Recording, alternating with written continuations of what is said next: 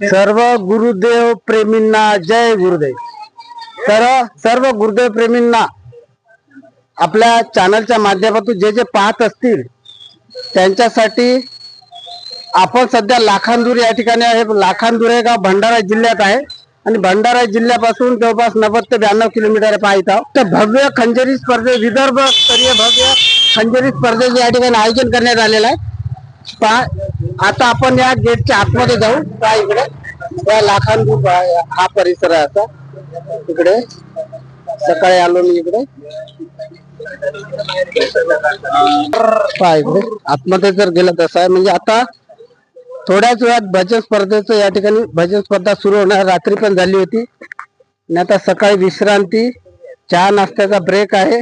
आणि पहा हे सर्व आलेले आपल्या गणेशपूरचं मंडळ सुद्धा या ठिकाणी आलेला. पहा या ठिकाणी परीक्षक वगैरे बसले. हा स्टेज आहे, इथं परीक्षक बसतील.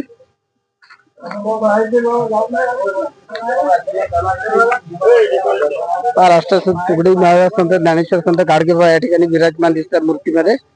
हा स्टेज आहे. आता यानंतर इथेच भजन स्पर्धा सुरू होणार. तर या ठिकाणी सर्व मान्यवर बसलेले आहे.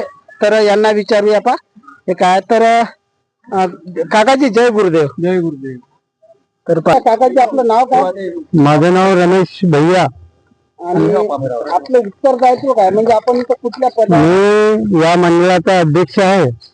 श्री गुरुदेव द्वारकाधीश भजन मंडळ लाखांदूर या मंडळाचा मी अध्यक्ष आहे. तर आपण किती वर्षापासून अध्यक्ष? मी आता सध्या तर याच वर्षी आम्ही घेतलेली आहे. याच्या आधी 4-5 वर्ष घेतली. मध्यंतरी काही विलंबित काळ आला, कोरोना काळ आल्यामुळे थांबली होती स्पर्धा. परत या वर्षीला आम्ही चालू केलेली आहे. तर या मागचा उद्देश काय? या मागचा उद्देश एकच आहे, वंदनीय राष्ट्रसंतांचे विचार ग्रामीणापर्यंत पोहोचावेत, लोकांपर्यंत पोहोचावेत, हा मुख्य उद्देश आहे आमचा. आणि बरं, रात्री भजन झाले होते का? रात्री भजन झाली. जवळपास 11 वाजतापर्यंत उद्घाटकीय कार्यक्रम झाला. 19. आणि आता किती बाकी आहे? आता जवळपास 20 मंडळ बाकी आहे. आणि आपलं खूप खूप अभिनंदन आम्ही आपल्या चॅनलच्या माध्यमातून करतो.